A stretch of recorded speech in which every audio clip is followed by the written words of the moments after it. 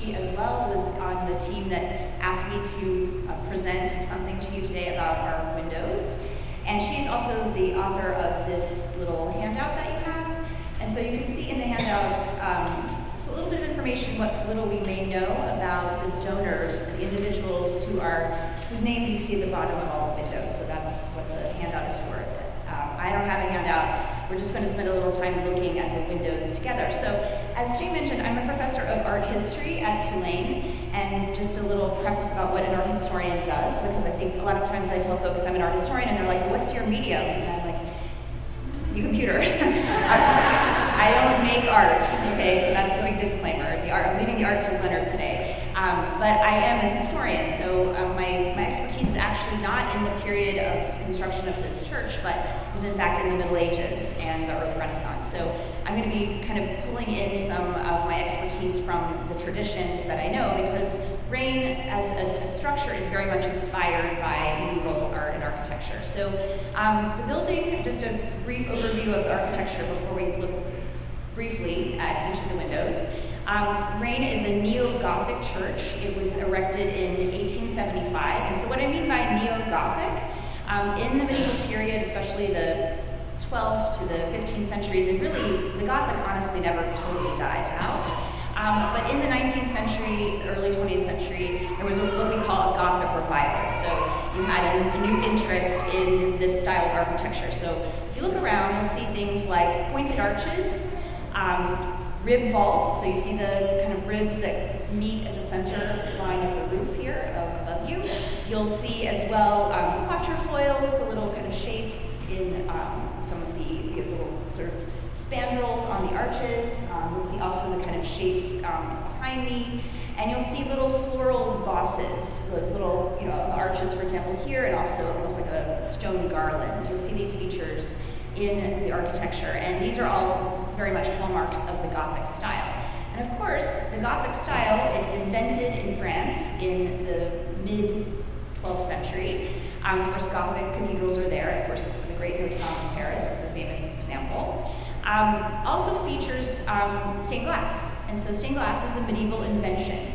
And so one of the things I'm also always doing as a professor of medieval art history is debunking the idea that the medieval period was the Dark Ages. It was, in fact, the Bright Ages, because that is when medieval stained glass, that's when it was invented. So the idea to bring not just light into churches, but also to bring mystical light. Because what stained glass is, if you're not familiar with the medium, it's not simply painted glass. So the colors that you see in all of our windows are actually made in a technique we call pot metal glass. And it's very similar to what they did in the Middle Ages, just updated now. Basically, glass is, put it very simply, melted sand, right? So you melt the sand, and you create a molten, hot, very hot substance. And then different metallic oxides are added to that to make it colorful. So cobalt, for example, making blue, manganese making green, copper also making it green, gold they actually used in the Middle Ages to make a red. So different metallic oxides are added to the glass while it's in a clay pot. This is how they did it in the medieval period, to make different colors. And then you would blow the glass out into sheets, and then it would be carefully broken again, and then set into a frame and into a design with lead strips. And the lead strips are called cames, C-A-M-E-S, in case you're interested.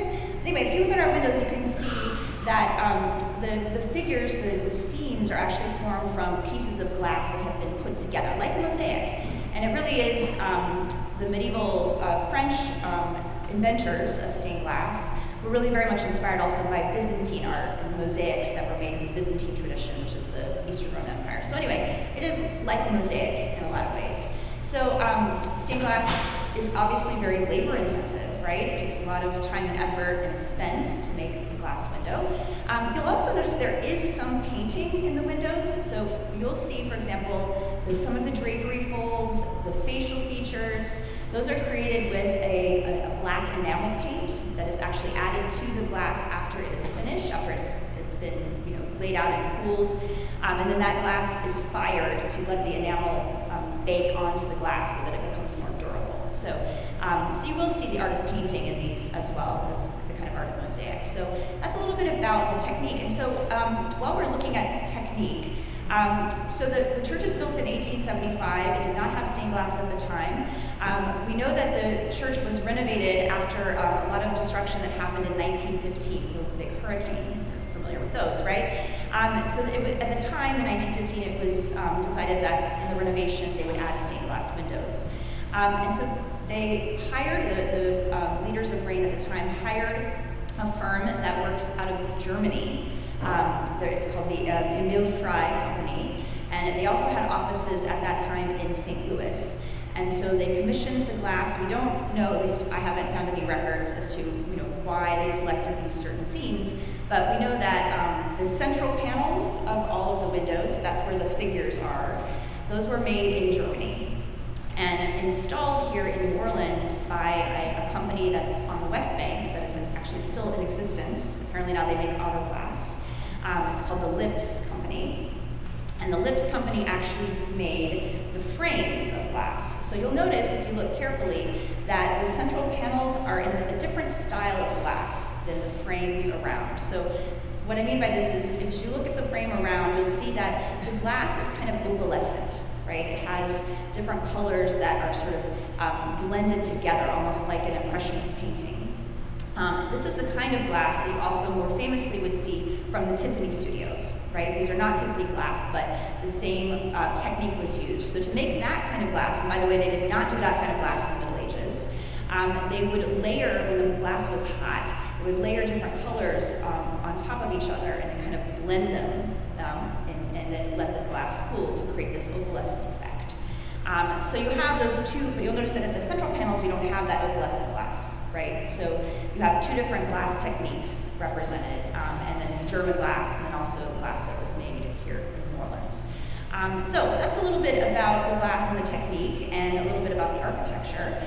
And so what I would like to do now is briefly, because we're going to be kind of focused in an artistic way on the windows with music shortly, but I want to go through in an art historical way all of the windows in brief. Also to maybe kind of share a little bit about what I do as an art historian and how much fun it is really, because after attending this church for so many years, I have to say I had never done any sort of art historical looking at the windows, and it was really rewarding. So I hope to share some of that with you. So one of the things we do as art historians, if I were to examine a church like this in the period I'm an expert at really, which is the medieval period, I would look at the what we call the iconography. So not just what is depicted, but how it's depicted, what symbols might be used, what colors, what are the traditions that the artist might be drawing upon, right? Where are they getting the ideas, right? Or are they inventing something? And then I would also maybe look at the whole program to maybe think about, it's a little bit like detective work to say, why would the patron, people paying, have chosen these particular scenes? Because you have, 9 figural stained glass windows in the church, and the whole Bible to draw on, right? So there would be a lot of material to select from. So, and so when I was looking at these windows, the overall theme, we'll kind of get there later on, but one thing I noticed, first thing I noticed is that there's not a sequential narrative program. So we don't go through the Bible in sequence, although you will notice that the 2 windows closest to the altar as well as the window in the choir loft all have to do with the Passion and Resurrection. But the rest are kind of different random themes, not in any particular order. So let's start, and this is just my way of starting. I don't think they were meant to be read in a particular order.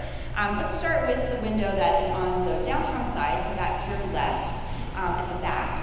That is Christ as the Good Shepherd. So I'll also just refer to the fact that at the bottom of each of the figures of the panels that have the scenes, you have a caption, sort of a title, if you will, with a biblical quotation. But what's kind of interesting about these is that sometimes the scene always refers somewhat, if not directly, to that quote, but sometimes it also refers to something else. They're not always perfectly aligned, is what I'm saying. So anyway, the biblical quote here is, "The Lord is my shepherd," from the famous Psalm 23. However, the scene is actually really, I think, much more a reference to the parable of the lost sheep from Luke chapter 15. Because you can see Christ in the center, he's standing, he's holding a lamb on his shoulder. And this iconography, again, the way we interpret a certain story, right, is actually based on a very, very ancient prototype.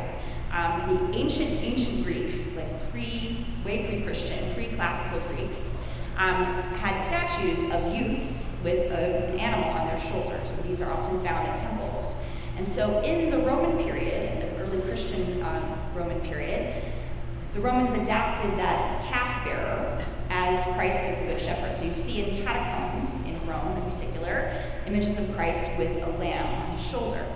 And so the idea is that he's a shepherd looking after his flock, right? And just like the parable says in Luke 15, he is going to look for that last sheep that's gone astray, right? And so another, kind of fun fact that has to do with this window, I think, is that in Latin, the word pastor means shepherd.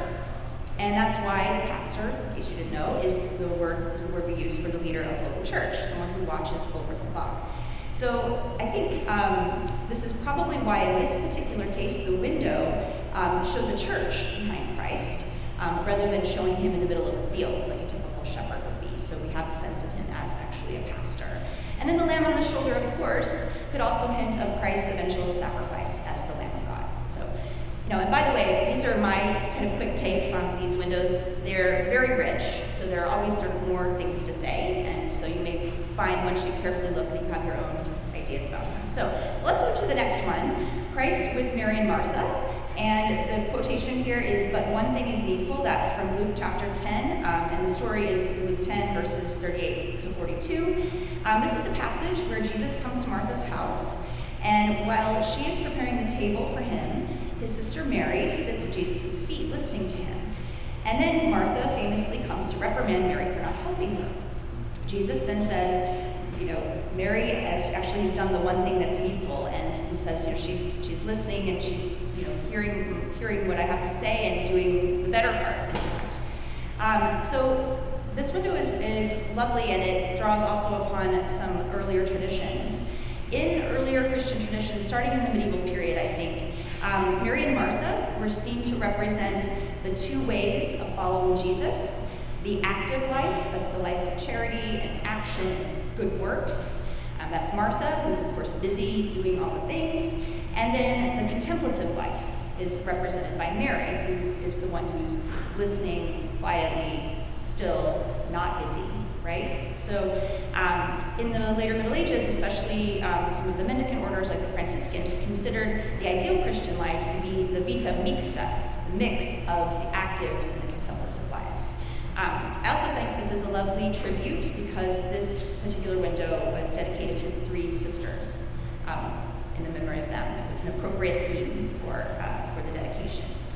So let's move on now to the next window, which is the rich man, and the quotation here in the caption is "Come and follow me" from Matthew 19, and the story, of course, Matthew 19, verses 16 to 28. This is the rich man who comes to Jesus and says, what do I have to do to follow you? And he basically says, I've done all the good works, right? I've made the commandments, I've done these things, and Jesus says, you have to give all of your money to the poor, sell everything you own, and you'll have riches in heaven, and then come follow me. When the young man hears this, he was sad, and the word sometimes that's used in certain translations that he's crestfallen, and he leaves.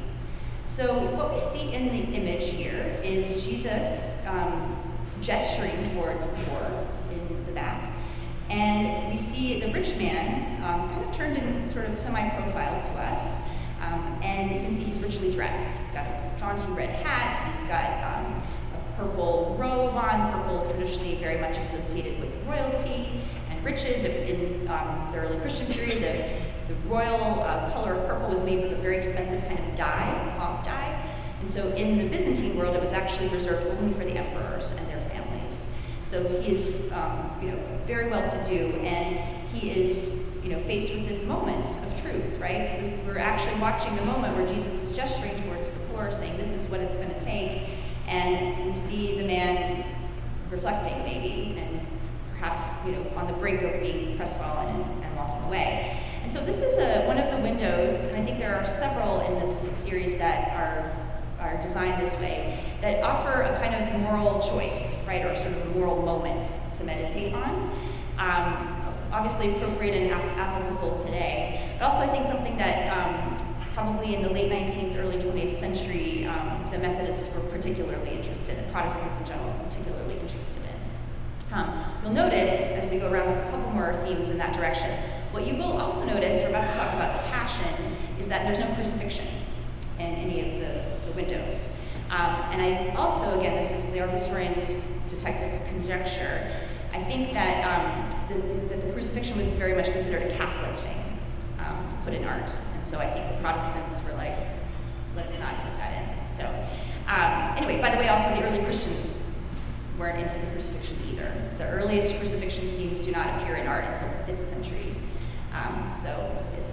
They did not want to associate, the early days of Christianity, most violent form of Roman capital punishment with God. So anyway, that changes.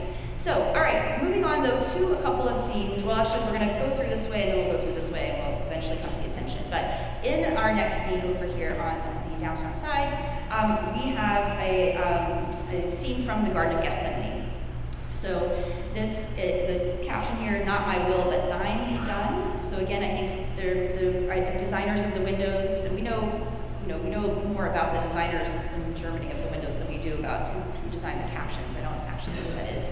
But I think, again, it's a kind of a moment of moral sort of deliberation, because we're seeing Jesus looking up into this like gleaming sort of rays of golden light, representing his sort of encounter with God in Gethsemane, the way he prays 3 times, the way he also says, if possible, let this cup be taken from me, this kind of metaphorical cup, like let this not happen if it doesn't have to happen.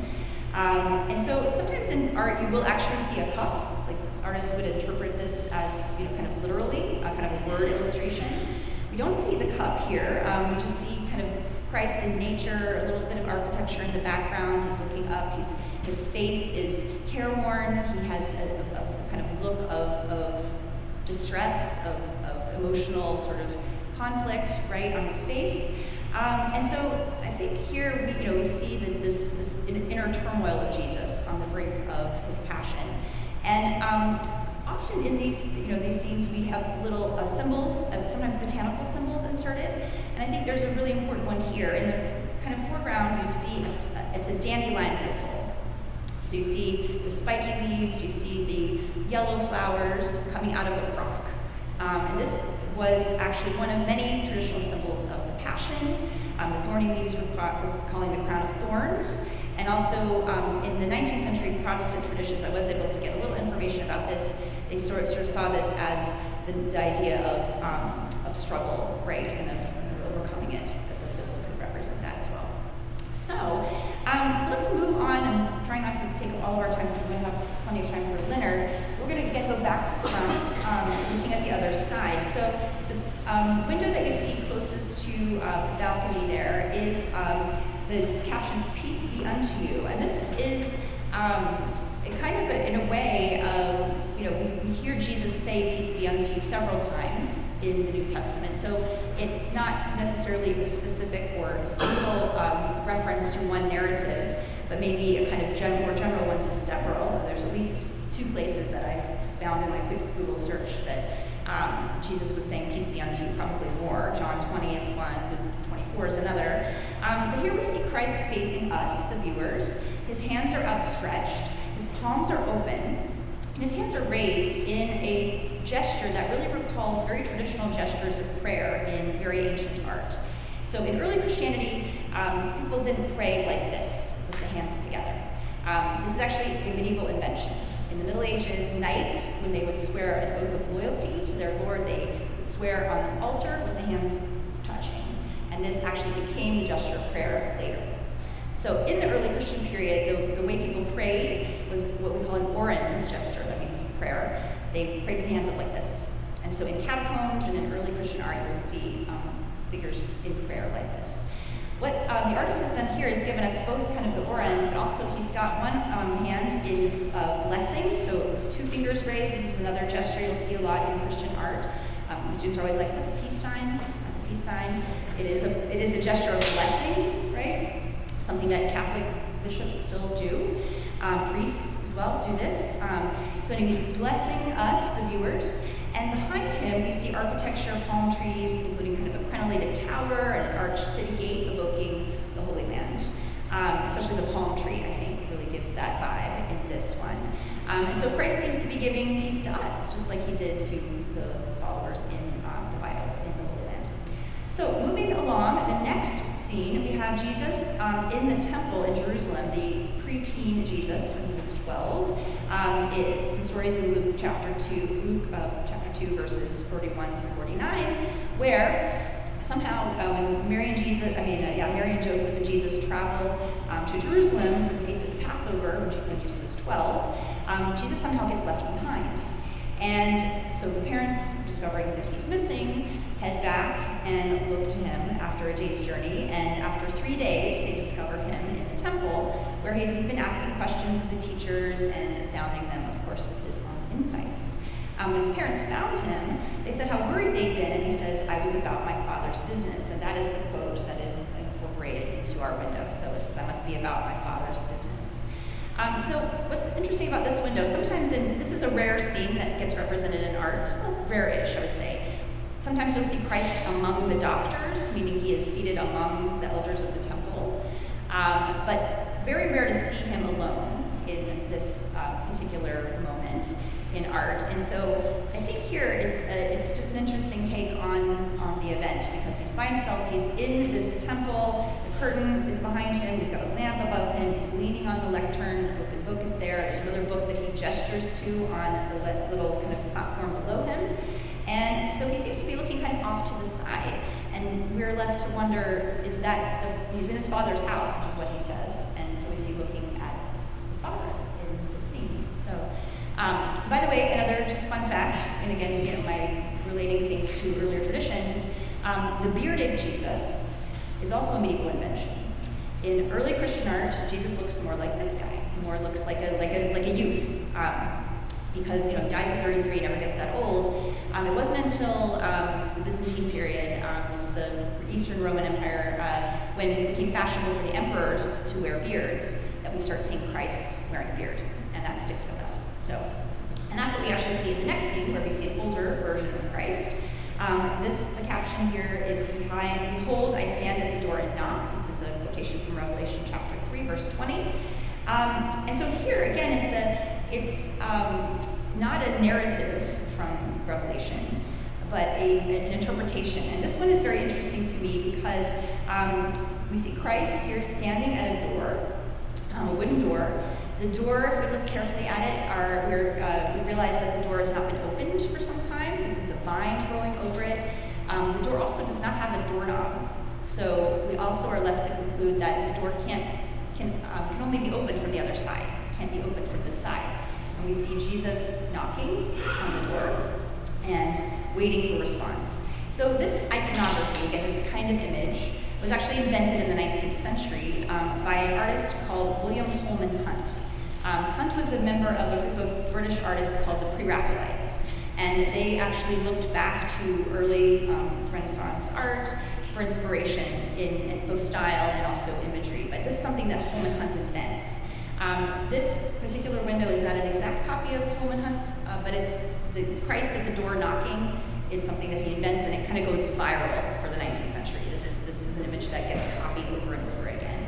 So we have a version of it, which I think is pretty cool. So, and then just one other thing to note is, again, it's like one of these moral choices, right? This is sort of a moment of confrontation. Like, will we respond, right? And Jesus is knocking at the door. So moving on, we just got two more, and then we'll turn things over to Leonard. So coming now to our closest to the altar on the other side, the quote here is, the caption is, "He rose again on the third day." This is from 1 Corinthians 15:4. However, again, this is a case where another biblical reference is actually the one shown from John 20, verses 1 to 18, the story of Mary Magdalene discovering Jesus after he has been resurrected in the garden. And in this story, Mary, comes along with the other two Marys, and finding the tomb empty, since Mary Magdalene is weeping, and she is, looking around, trying to figure out where the body is so she can anoint it. And then she sees the man, and she thinks he's the gardener, and she says, "Where is the body?" And then she discovers that the guy she thought was the gardener is in fact Christ. Christ. And so it's this moment of revelation. And I think something that I like to emphasize is that, this is one of the times when we realize that women were the first to recognize Jesus, and he appeared first to them after his death. And of course, first when he appeared to the women, and then the women told the men, they didn't believe it. But anyway, so that's another story. So, but I really love this version of the scene. Most of the time in traditional art, you would instead see Mary at the moment she recognizes Christ, and in fact she says, Rabboni, she calls it for him, and he says, "Don't touch me." And this is the famous scene in Latin called the Noli Me Tangere. So you'll often see Mary sort of reaching toward him, and he's like, "Don't touch me." Instead, this is the moment before she turns around to see him. And so she is still weeping, she's still in distress. You can see her jar of ointment, often kind of in the middle, between the two of them.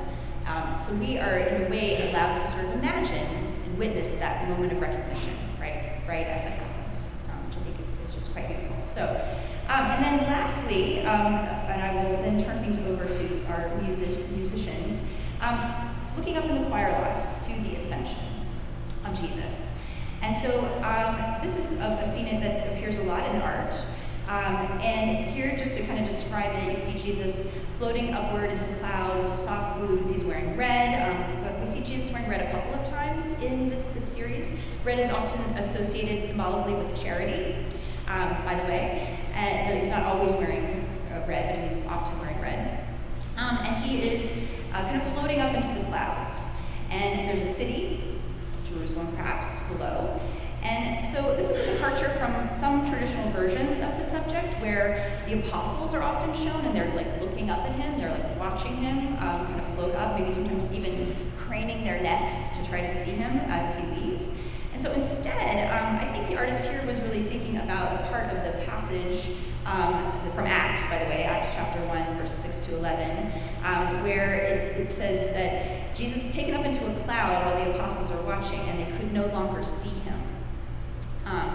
Because here, as you can see, there's no people, so no one, he's above the clouds, right? So we're kind of, left to infer that no one can see him. And yet, the artist has shown him looking down, as though he is looking for us, right? We can't see him, but he's still looking down and watching over us, watching over the city below. So it's, again, another kind of reminder that he's of his presence, even if we can't see him. So I hope that this has maybe given you something to look at when you're in church and you need something to look at or to consider. And I'm happy to answer any questions later about any of these images. And I just, again, want to thank the committee for asking me and giving me the opportunity to do what I do in this place that I love. So,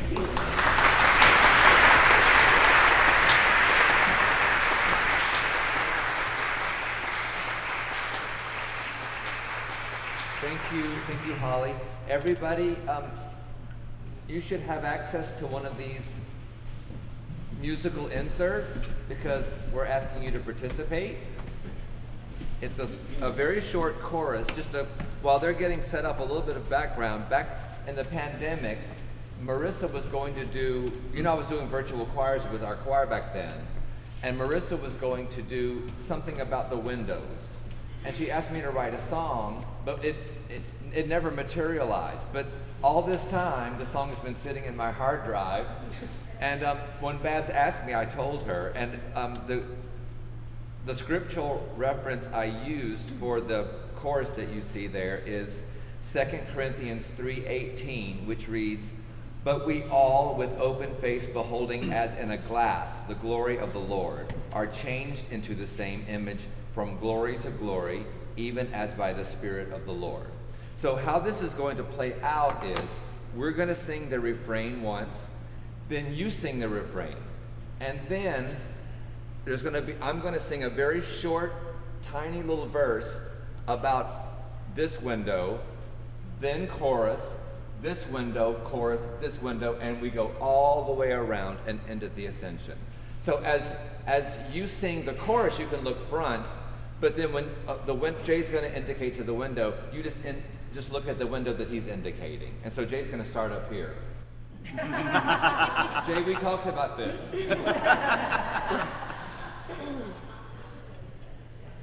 So this will be the first one.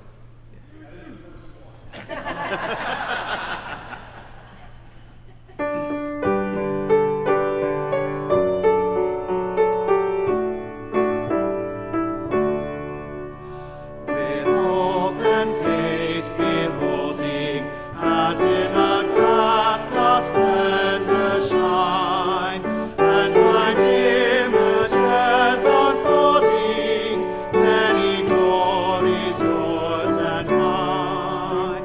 With open face beholding, as in a glass the splendor shine, and find images unfolding, many glories yours and mine. Said the Father's only Son, not my will, but thine be done. With open face beholding, as in a glass the splendor shine, and find images unfolding, many glories yours and mine. And he said to set us free, you must come and follow me. With open face beholding, as in a glass the splendor shine, and find images unfolding, many glories yours and mine. And to Martha would avow, but one thing is needful now. With open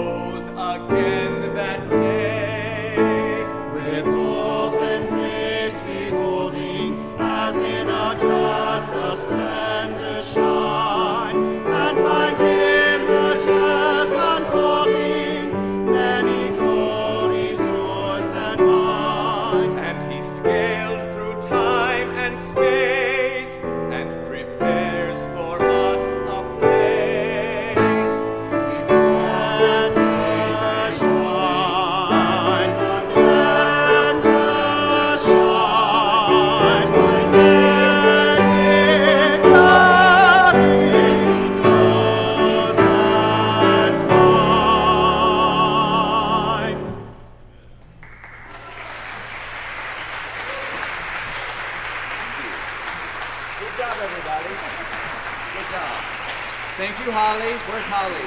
Thank you, Holly. Thank you.